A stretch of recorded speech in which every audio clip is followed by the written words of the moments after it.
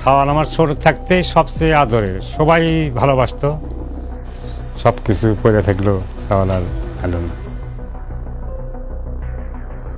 ভালো লাগে না, আমি ভালো থাকতে পারি না। একজন মা সন্তান হারালে সেই মা কোনোদিন ভালো থাকে বাবা? আমি তো তখনও বুঝি না ওর শান্তমণির লাশ আমার হাতে দেবে, হয়তো অন্য কারো লাশ আমার হাতে দেবে, আমি বলবো যেটা আমার শান্তমণি না, যাই দেখি তো আমার শান্তমণি। আওয়ামী লীগে যারা ছিল তারা ওই সময় আমাদের ছাত্রদেরকে সন্ত্রাসী বলে আখ্যা দিয়েছে, অনেককে টিকিট দেয়, চিকিৎসার দায়িত্ব নেই। কোথাও বাতাসে শীষ কাটে বুলেট, জেগে ওঠে বিদ্রোহ।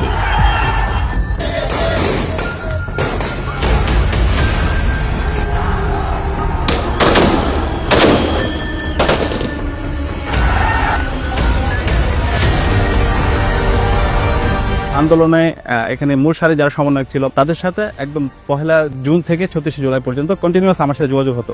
এটার সাথে জড়িত ছিল হচ্ছে 9 দফা ছাত্র শিবিরের কথা বলে তারা হচ্ছে স্পিড করার যে বিষয়টা, বিভিন্ন হাউজে মিডিয়া হাউসে সেগুলো পৌঁছে দেওয়ার বিষয়টা, কিংবা হচ্ছে ইন্টারন্যাশনাল জার্নালিস্ট যারা আছে তার কাছে পৌঁছে দেওয়ার বিষয়টা ছাত্র শিবির এই দায়িত্ব পালন করে। এই উত্তপ্ত পরিস্থিতিকে আরো তীব্রভাবে উস্কে দেয় শেখ হাসিনার চরম বিদ্বেষমূলক বক্তব্য। তার মানে কি মুক্তিযোদ্ধার সন্তান নাতিপুতিরা কেউ মেধাবী না? যত রাজাকারের বাচ্চারা নাতিপুতি হলো মেধাবী, তাই না?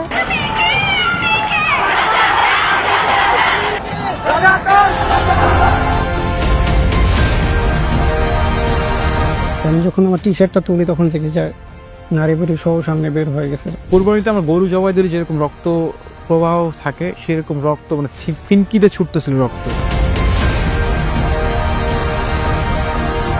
এই যে মানুষ মারা ব্যাপারটা কিছু হইলে মানে গুলি করব, সেই দিন আমরা সিদ্ধান্ত নেই এবার আর এক দফা থেকে পিছু হটার আর কোনো সুযোগ নেই, হয় সরকার পতন না হয় মৃত্যু। মোস্ট অফ দ্য পেশেন্টের গুলি লেগেছে মাথায় এবং বুকে। এটা আসলে টার্গেট কিলিং। 36শে জুলাই বাংলাদেশের দ্বিতীয় স্বাধীনতা। এই আন্দোলনে আমরা শুরু থেকে দেখে এসেছি সবার অংশীদার ছিল, সবাই অংশগ্রহণ করেছে। সবাই শহীদ হইতে যাওয়ার কারণে আসলে আমরা বিজয়টা আলটিমেটলি অর্জন করেছি। বিভিন্ন শ্রেণী পেশার মানুষেরা যখনই নিউজ শুনতো ইন্টারনেটের মাধ্যমে অথবা কারো মাধ্যমেই শুনতো, তার বন্ধু বান্ধব সহ তারা মূলত একত্রিত হয়ে যেত। শহীদদের আত্মত্যাগের ঋণ হিসেবে নতুন ও সমৃদ্ধ বাংলাদেশ করার লক্ষ্যে এই প্রজন্ম হাতে হাত রেখে কাজ করবে, এটাই ইসলামী ছাত্র শিবিরের প্রত্যাশা। হাসিনা আমার ছেলে পাঁচি থুলি নে, আমার ছেলেকে দুনিয়াতে নিলি। আমরা যারা বেঁচে আছি আমরা এক ধরনের গিল্ট ফিল আমাদের প্রতি কাজ করে। বাংলাদেশের ইতিহাসে এ যেন এক অভাবনীয় ঘটনা। এই মানুষের ঢল আমাদেরকে বুঝিয়ে দেয় জীবনের সবচেয়ে দামি সম্পদ হচ্ছে স্বাধীনতা।